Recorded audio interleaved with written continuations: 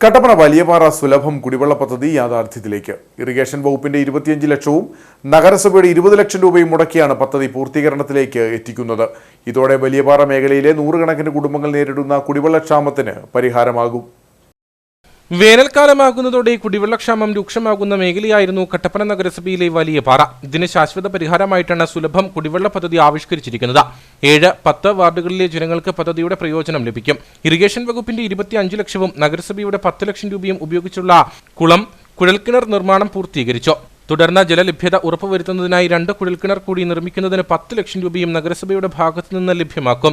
ഇതോടെ 45 ലക്ഷം രൂപയുടെ ബൃഹത് പദ്ധതിയാണ് വലിയപാറ നിവാസികൾക്കായി ഒരുങ്ങിയിരിക്കുന്നത്. പൊതുജന പങ്കാളിത്തത്തോടെ പണം കണ്ടെത്തിയാണ് പദ്ധതിക്കായി സ്ഥലം ഏറ്റെടുപ്പ് നടത്തിയത്. നിലവിൽ നമുക്ക് വേനൽക്കാലമാകുമ്പോൾ കുടിവെള്ളത്തിന് ക്ഷാമം ഉണ്ടാകും എന്നൊരു ബോധ്യമുള്ളതുകൊണ്ട് ബഹുമാനപ്പെട്ട വെള്ളയാങ്കുടി വികാരിയച്ഛനുമായി സംസാരിച്ച് പാതുകാപുരം പള്ളിയുടെ കുമ്പളങ്കവലുള്ള പള്ളിയുടെ സമീപത്ത് ഒരു ബോർവെൽ സ്ഥാപിക്കുകയും ആ ബോർവെൽ ഈ കുളത്തിലേക്ക് കണക്ട് ചെയ്യാനുണ്ടായത്.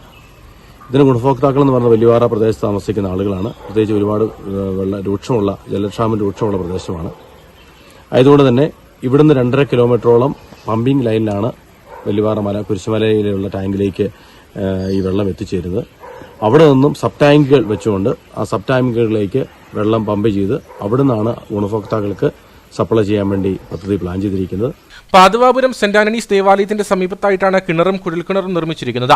ഇവിടെ നിന്നും ഹോസ് മുഖേന വലിയപാറ കുരിശുപള്ളിയിൽ നിർമ്മിച്ചിരിക്കുന്ന 30,000 ലിറ്റർ സംഭരണ ശേഷിയുള്ള ടാങ്കിലേക്കും അവിടെ നിന്നും 5ഓളം സബ് ടാങ്കുകളിലേക്കും വെള്ളം എത്തും. തുടർന്നാണ് ഉപഭോക്താക്കൾക്കായി വിതരണം ചെയ്യുന്നത്.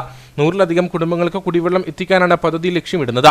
നഗരസഭാ കൌൺസിലർമാരായ രാജൻ കാലാച്ചിറ, സിജു ചക്കുമൂട്ടിൽ എന്നിവരുടെ നേതൃത്വത്തിലാണ് പദ്ധതി നടപ്പിലാക്കിയത്. പദ്ധതിയുടെ ഉദ്ഘാടനം ഞായറാഴ്ച 2 മണിക്ക് ജലവിഭവ വകുപ്പ് മന്ത്രി റോഷി അഗസ്റ്റിൻ നിർവഹിക്കും.